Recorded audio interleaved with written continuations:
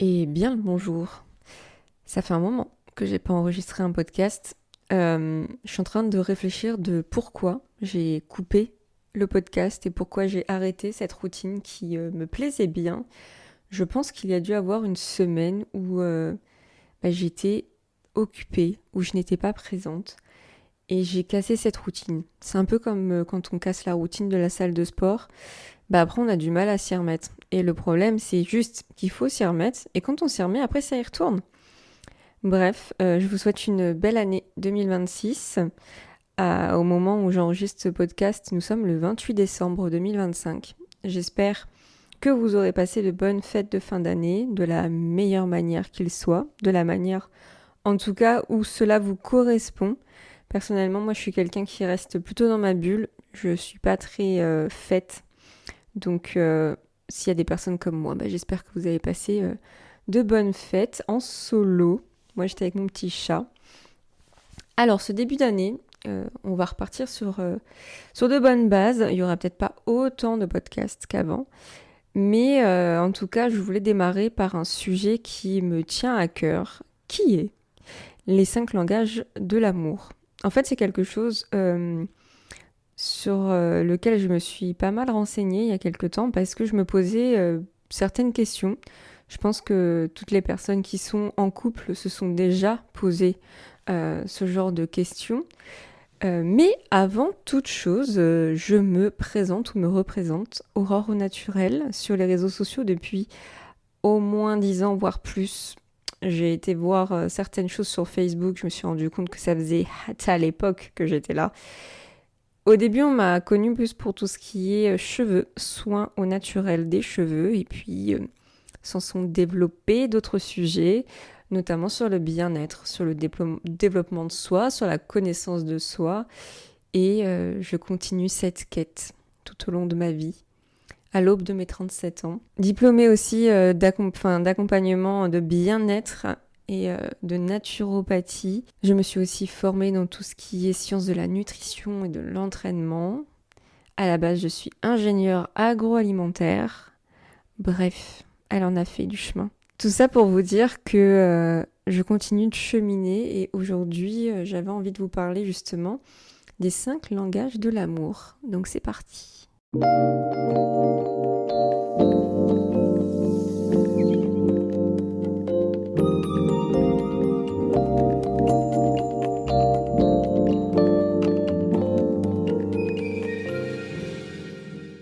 Je pense qu'il y a une question que beaucoup de personnes se posent, parfois sans même mettre des mots dessus.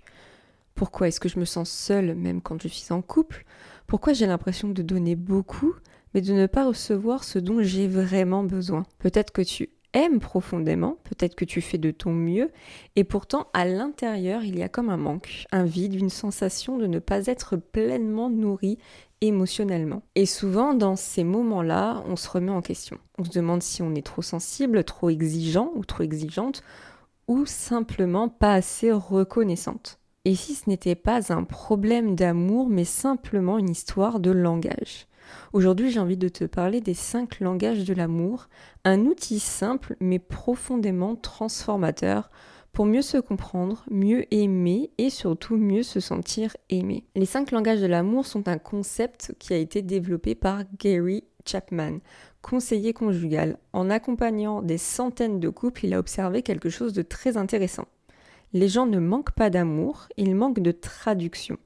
Chacun de nous, en fait, a une manière préférentielle de donner et de recevoir de l'amour. C'est un peu comme une langue maternelle affective. Quand on nous aime dans ce langage-là, on se sent profondément touché, reconnu et en sécurité.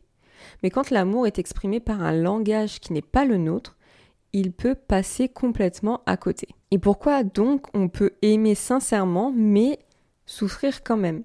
C'est souvent là que naissent les incompréhensions, les frustrations, les conflits silencieux.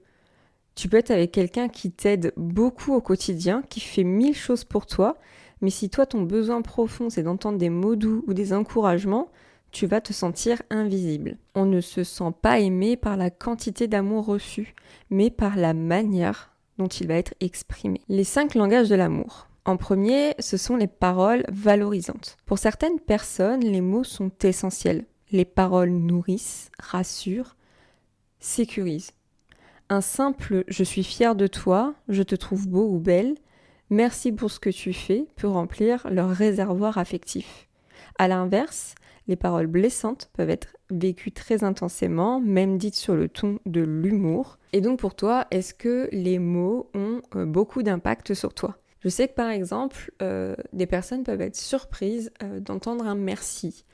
Que ce soit un langage d'amour envers ton conjoint ou envers tes amis, c'est très régulier qu'on remercie les personnes pour avoir fait le repas. Tous les matins, je fais le café de mon chéri et tous les matins, il me remercie. Et à chaque fois, pour moi, c'est un petit baume au cœur.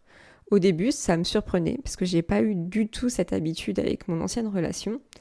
Mais ce sont des paroles toutes bêtes. Merci d'avoir fait le repas. Merci d'avoir rempli ma gourde. Merci d'avoir rangé telle chose. Merci d'avoir préparé telle chose.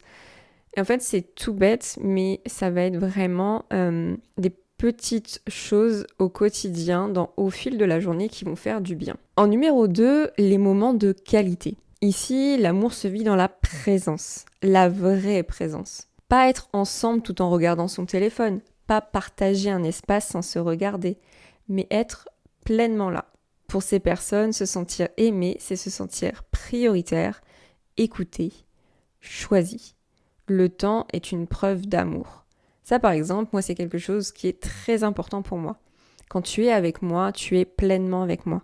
Tu es connecté à moi. On est sur la même fréquence, on est sur la même longueur d'onde.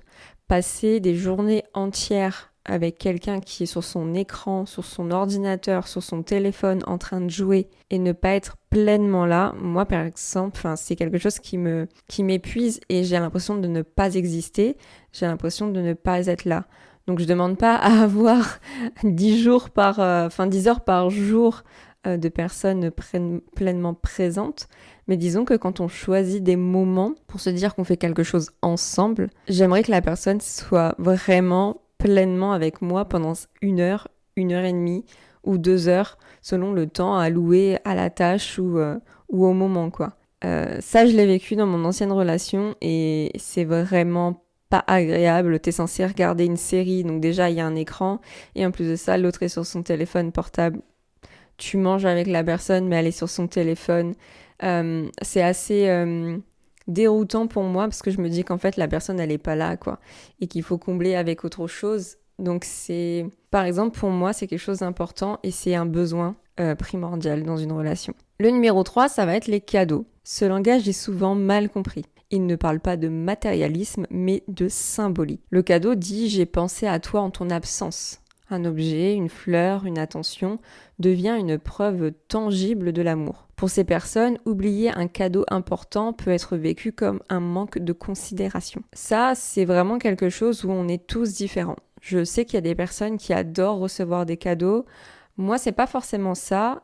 En revanche, j'aime bien parfois, sans raison apparente, pas d'anniversaire de couple, pas de Noël ou quoi que ce soit, mais j'aime bien recevoir un petit cadeau, pas forcément quelque chose d'exceptionnel, mais juste, comme je l'ai dit plus tôt, j'ai pensé à toi en ton absence. Et ça, c'est tout bête, mais pareil, ça fait vraiment du bien de se rendre compte que hors événement spécial, on peut penser à toi et t'offrir une petite chose. C'est vraiment du symbole et pas forcément de l'accumulation. En numéro 4, les services rendus.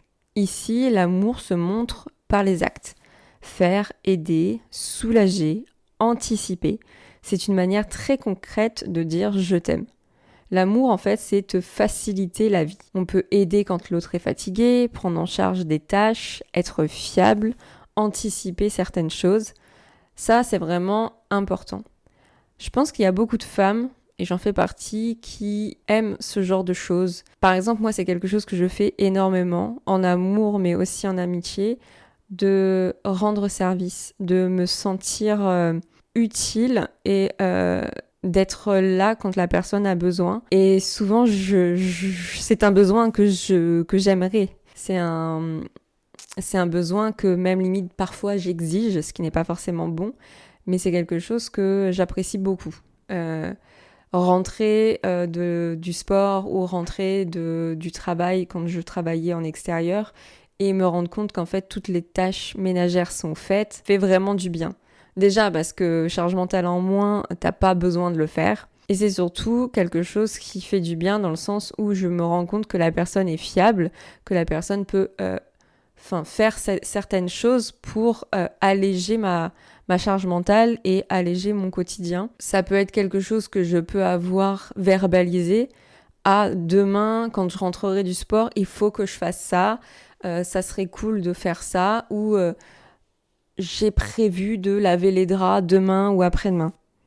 Et en fait, quand je me rends compte que la personne a entendu absorber l'info et que quand je rentre de la salle de sport, les draps sont dans la machine à laver en train d'être lavés, trop bien. Enfin, franchement, trop bien. Je pense que c'est plus féminin, je ne sais pas trop. Après, moi, j'ai grandi avec un père qui est comme ça. J'ai grandi avec un père uniquement et qui est comme ça et qui rend énormément service. Que ce soit pour moi, pour mes sœurs, pour sa conjointe, pour des amis. C'est quelqu'un qui rend énormément service. Vous vous dites « Ah, il fallait que je lave ma voiture ce week-end ». Vous allez vous lever le dimanche matin et en fait, votre père aura pris les clés de votre voiture et sera parti la laver. C'est vraiment, pour moi, ce langage de l'amour que j'ai beaucoup connu avec mon père, c'est les services rendus. Ah, vous avez peut-être entendu mon petit chat éternuer. Et c'est vraiment quelque chose que j'ai pris dans ma vie, dans ma routine de vie, c'est de rendre service et notamment en amour. Mais parfois, on peut trop le faire et la personne en face, c'est pas un de ses langages. Et de ce fait, il va pas se rendre compte. Et du coup, ça vous paraît déséquilibré, mais en fait, c'est vous-même qui avez créé le déséquilibre. Et c'est quelque chose où je me suis beaucoup perdue à un moment parce que je rendais énormément service et je me surchargeais. Et en face, la personne, elle n'était pas forcément sensible à ça. Donc il y avait un déséquilibre entre ça. Et le 5e, et non des moindres, le toucher physique. Ce langage passe par le corps, le contact, la proximité. Ce n'est pas forcément sexuel, il s'agit surtout de réassurance, de sécurité, de connexion. Un câlin, une main posée, une étreinte peuvent dire bien plus que des mots. Ça fait partie aussi de mon langage d'amour. Et en fait, c'est quelque chose qui n'était pas du tout comblé dans mon ancienne relation. Et de ce fait, je l'ai beaucoup perdu à une époque. Et quand je vais pas bien parfois, ou quand je me sens pas forcément à l'aise dans ma relation, que ce soit avec moi ou avec mon conjoint, mais souvent c'est un problème de soi et soi-même, c'est quelque chose que je peux très vite mettre de côté, mais de manière punitive. En fait, je me dis, comme ça va pas, comme je suis pas forcément, entre guillemets, je fais des gros guillemets, mais vous ne me voyez pas faire, une bonne conjointe, une bonne chérie, je vais me punir en coupant le toucher physique. Sauf que c'est pas très intelligent parce que vous vous punissez vous, mais vous punissez aussi la personne en face. Et si la personne dans votre couple a ce langage du toucher physique et que vous le punissez aussi, ça va être une catastrophe en fait. Ça va être très compliqué. Donc il faut surtout communiquer. C'est une des choses que je vais conclure dans quelques minutes, mais vraiment communiquer avant qu'il y ait un gros point bloquant. Parce qu'en fait, on a des besoins, nous-mêmes, mais notre conjoint a aussi des besoins. Et à ce moment-là, je vous invite vraiment à vous poser avec votre conjoint ou votre conjointe et faire 2 colonnes. Vos besoins et tes besoins, quoi. Donc, comme ça, en fait, vous allez vite savoir si vous avez les mêmes langages. Vous les avez peut-être tous, mais il y en a qui sont plus ou moins importants. Et ça, en plus de ça, je pense que c'est vraiment légué de vos parents et du langage d'amour que vous avez eu avec vos parents. Je pense vraiment que c'est très important de décortiquer comment vous avez vécu le langage d'amour de vos parents envers vous. Ce que je vous invite du coup, c'est à identifier votre langage d'amour. Souvent, il est lié à notre histoire, comme je disais, à ce qui nous a manqué ou à ce qui nous a profondément nourri. Donc je vous invite à vous poser quelques questions. Qu'est-ce qui me fait le plus de bien ? Qu'est-ce qui me blesse le plus quand ça manque ? Comment est-ce que j'exprime spontanément mon amour ? Très souvent, on donne l'amour comme on aimerait le recevoir. À méditer, hein. Quand nos besoins affectifs ne sont pas nourris, le corps et l'esprit le ressentent. Stress chronique, tension, fatigue émotionnelle, tristesse. Le déséquilibre émotionnel ne reste jamais uniquement dans la tête. Comprendre son langage de l'amour, c'est aussi une forme de soin envers soi-même, une manière de se respecter. Si tu ne devais retenir qu'une seule chose de cet épisode, c'est que tu n'es pas trop. Tu as simplement des besoins et ils sont légitimes. Apprendre à reconnaître ton langage de l'amour, c'est te donner la permission d'être aimé pleinement. Et peut-être que la prochaine fois que tu te sentiras incomprise ou incompris, tu pourras te demander est-ce qu'on parle vraiment le même langage ou est-ce qu'on peut juste apprendre à se traduire. Merci d'avoir partagé ce moment avec moi. Prends soin de toi, prends soin de ton conjoint ou de ta conjointe et n'oublie pas que l'amour commence souvent par la compréhension de soi. C'est vraiment ce que je vous invite à faire. Apprenez à vous comprendre. C'est assez compliqué.